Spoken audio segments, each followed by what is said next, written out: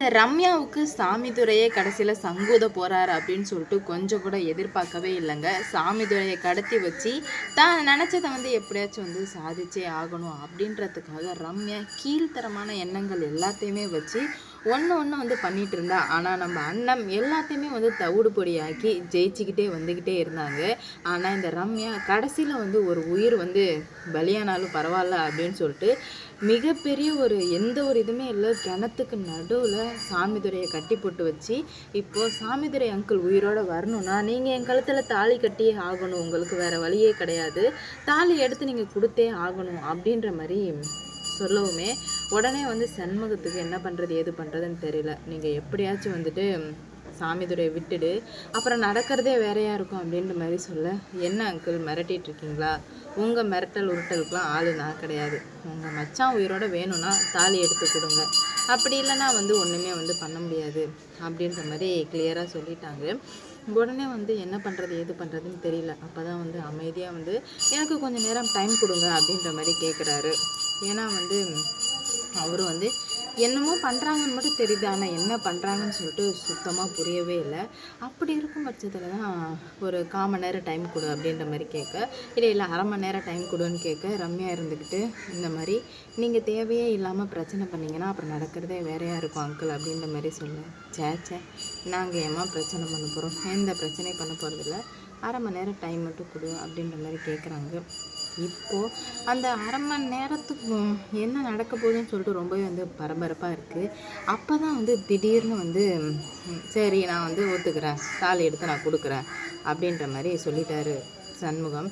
சொன்னதுமே மணமேடைக்கு போயிட்டாங்க. ஆனால் ஏதோ ஒரு திட்டம் போடுறாங்கன்னு மட்டும் தெரியுது, ஆனால் என்ன திட்டம்னு சொல்லிட்டு அவங்களுக்கு சுத்தமாக தெரியல. அப்போ தான் மணமேடைக்கு போய் உட்கார்றாங்க. உட்காந்துக்கிட்டே இருக்கும்போது கரெக்டாக ரம்யா ரொம்ப ஹாப்பியாக இருக்கா. நம்ம நினச்சது எல்லாமே நடக்க போகுது, இதுக்கு மேலே நம்ம தான் எல்லாமே அப்படின்ற மாதிரி நினச்சி நிறைய வார்த்தைகளை விட்டுட்டா.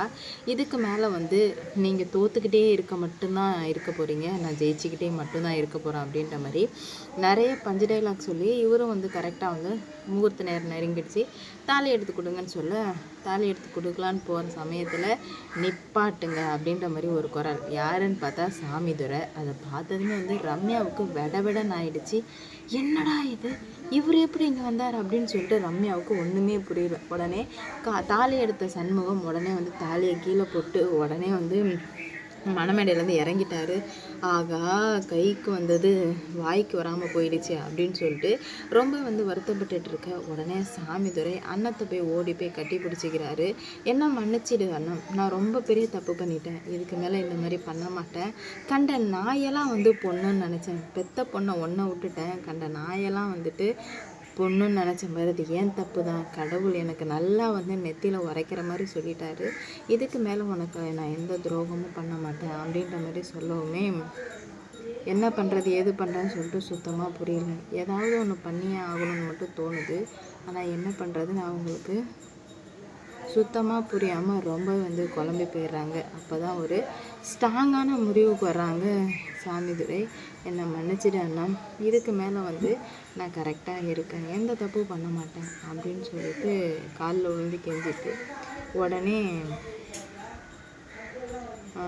ரம்யாவை போயிட்டு, ஏண்டி உன்னை பிள்ளையா நினச்சதுக்கு சூப்பராக பண்ணிட்டல அப்படின்னு சொல்லிட்டு காலில் கிடக்கிற செருப்பை கழட்டி பலார்னு அடிக்கிறாரு. அவர் அடித்ததுமே என்ன பண்ணுறது ஏது பண்ணுறதுனே தெரியல. ஏன்னா எல்லார் முன்னாடியுமே மானம் போனதுனால சுத்தமாக புரியாமல் தவிச்சிட்ருக்கோம். அப்போ தான் தப்பு பண்ணிகிட்ருக்கீங்க அங்கிள் அப்படின்ற மாதிரி சொல்ல, யார் தப்பு பண்ணுறா? எவ்வளோ பெரிய தப்பு பண்ணிட்டேன், என் பிள்ளையே எனக்கே எதிராக திருப்பி கடைசியில் என்னையே கொலை பண்ண பார்த்துட்டேன்லடி. நான் என் வாழ்க்கையில் எவ்வளோ பேரை பார்த்துருக்கேன், ஆனால் உன்ன மாதிரி ஒரு கேடுகட்ட நாயை பார்த்ததே கிடையாது அப்படின்ற மாதிரி சொல்கிறாங்க. உடனே உன்ன மாதிரி தான் ஒரு கேவலமான நாயை நான் பார்த்ததே கிடையாது அப்படின்ற மாதிரி கொஞ்சம் கூட பெரியவங்கன்ற மரியாதையே இல்லாமல் இவ தரகுறவாக பேசிகிட்டு இருக்க. அப்போ தான் நிறைய சொல்கிறாங்க, என்ன நடந்தாலும் ஏது நடந்தாலும் இதுக்கு மேலே நான் என் பொண்ணுக்கு ரொம்பவே சப்போர்ட்டாக இருப்பேன், உன்னை என்ன பண்ணுறேன்னு மட்டும் பாருடி அப்படின்ற மாதிரி ரொம்பவே காண்டில் சொல்லிகிட்ருக்காங்க. அவங்களுக்கு ஒன்றுமே புரியல. அப்படி இருக்கும் பட்சத்தில் தான் என்ன நடக்குது அப்படின்னு பார்த்தீங்கன்னா, அண்ணத்துக்கு அழுகனா தாங்க முடியல. ஏன்னா அண்ணன் பிறந்ததுலேருந்து தாய் தந்தை அன்பு கிடைச்சதே கிடையாது. அது முக்கியமாக அப்பாவோட அன்பு கிடைச்சதே இல்லை. அதெல்லாம் ஒரு கொடுமையான வலி. அப்பா கூட இருந்துமே நம்மளை வந்து நல்லா பார்த்துக்காம இருக்கிறதுலாம் ஒரு கொடுமையான வலி. அப்படி இருக்கும்போது அதை அனுபவிச்சுட்டு இருந்தாங்க அண்ணன். ஆனால் இப்போது இந்த ரம்யா மூலியமாக ஒரு நல்லது நடந்துடுச்சு. அண்ணமும் சாமிதுரை ஒன்றா சேர்ந்துட்டாங்க. அவங்க 2 பேரையும் பார்க்குறதுக்கே ரொம்பவே வந்து சந்தோஷமாக இருக்குது. ஓடி போய் அண்ணமும் சாமிதுரை கட்டி பிடிக்க சண்முகம் அழுக ஆரம்பிச்சிடுறாரு. என்னாச்சுப்பா, ஏன்ப்பா அழுகிறீங்க அப்படின்ற மாதிரி கேட்க, இல்லைடா என் அண்ணன் வந்து இவ்வளோ நாளாக வந்துட்டு நான் தான் வந்து அதுக்கு எல்லாமாவும் இருந்தேனே தவிர மித்தபடி வந்து இவங்க எதுவுமே வந்து பண்ணதே கிடையாது. ஆனால் இப்போது என் மருமகளை பார்க்குறதுக்கு எனக்கு அவ்வளோ சந்தோஷமாக இருக்குது அப்படின்ற மாதிரி அவர் சொல்கிறாரு. இது கேட்டதுமே வந்து ரொம்ப வந்து ஃபீல் பண்ண ஆரம்பிச்சிடுறாங்க. அவங்களுக்குமே தெரியல என்ன நடக்குது போகுது அப்படின்னு சொல்லிட்டு சுத்தமாக புரியல. இதெல்லாம் எப்படியாச்சும் வந்து நான் வெளியே வந்தே ஆவேன் அப்படின்ற மாதிரி ரொம்ப வந்து ஸ்ட்ராங்காக இருக்காங்க. அப்போ தான் நம்ம அண்ணன் வந்து சொல்கிறாங்க, மாமா அப்பா என்கிட்ட பேசிட்டார், மாமா அப்பா என்கிட்ட வந்துட்டார் அப்படின்னு சொல்லிட்டு இந்த ரம்யா அடி வாங்கினதோட மரியாதையாக இங்கேருந்து போயிடு. என் குடும்பத்துக்குள்ளே வரணும்னு நினச்சேன்னா அவ்வளோதான். எல்லோரும் பிரிஞ்சிருக்கிற வரைக்கும் மட்டும்தான் வந்து என் குடும்பத்துக்குள்ளே நீ வர முடியும். அதுக்கப்புறம்லாம் என் குடும்பத்துக்குள்ளே உன்னால் வரவே முடியாது. மரியாதையாக இங்கேருந்து போயிடுறி அப்படின்னு சொல்லிட்டு பயங்கரமாக நம்ம அண்ணன் பேசுகிறாங்க. இது எல்லாத்தையுமே கேட்டு அவளுக்கு மயக்கமே வந்துடுது. என்ன நடக்குது போகுதுன்னு சொல்லிட்டு சுத்தமாக புரியல. அண்ணன் இவனை சும்மாவே விட மாட்டேன்டி அப்படின்ற மாதிரி சொல்ல, உன்னால் முடிஞ்சதை பார்த்துக்கடி. உன்னால் என்ன பண்ண முடியுமோ அதை நீ பார்த்துக்கோ. நீ ஜெயிச்சிட்டன்னு மட்டும் நினைக்காத. நான் மறுபடியும் வருவேன். வந்து உங்கள் எல்லாரும் என்ன பண்ணுறேன்னு மட்டும் பாரு அப்படின்ற மாதிரி ரொம்பவே வந்து ஆதங்கத்தில் சொல்லிகிட்ருக்கா. போ எவ்வளோ பிரச்சனை வந்தாலும் நான் பார்த்துக்கிறேன் அப்படின்ற மாதிரி சொல்லவே என்ன பண்ணுறது எது பண்ணுறதுன்னு தெரியாமல் தவிச்சு போய் நின்றுட்டுருக்காங்க. அப்போ தான் வந்துட்டு ரம்யா வந்து தோல்வியோடு அப்படியே வந்து அழுதுகிட்டே போயிட்டுருக்காங்க. ஏன்னா அவங்களுக்கு என்ன சொல்கிறது போகிறதுன்னு எதுவுமே வந்து புரியலை. பித்து பிடிச்ச மாதிரி ஆகிட்டாங்க. இதனால் என்ன நடக்க போகுது ஏது நடக்க போகுது அப்படின்னு சொல்லிட்டு வெயிட் பண்ணி பார்க்கலாம்.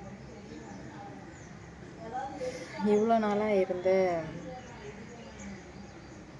சண்முகம் வேற, இதுக்கு மேலே இருக்க போகிற சாமிதுரை வேற, எல்லாமே வந்து வேறையாக நடந்துட்டுருக்கு. அப்படி இருக்கும்போது என்னதான் நடக்க போகுது, எப்படி தான் வந்து கொண்டு போகிறாங்க அப்படின்னு சொல்லிட்டு வெயிட் பண்ணி பொறுமையாக பார்க்கலாம். இந்த வீடியோ பிடிச்சிருந்தா லைக் பண்ணுங்கள், ஷேர் பண்ணுங்கள், மறக்காமல் சப்ஸ்கிரைப் பண்ணிக்கோங்க. அடுத்தடுத்து என்ன நடக்க போகுது அப்படின்னு சொல்லிட்டு பார்ப்போம். என்ன தான் நடக்க போகுது அப்படின்னு சொல்லிட்டு வெயிட் பண்ணி பார்க்கலாம்.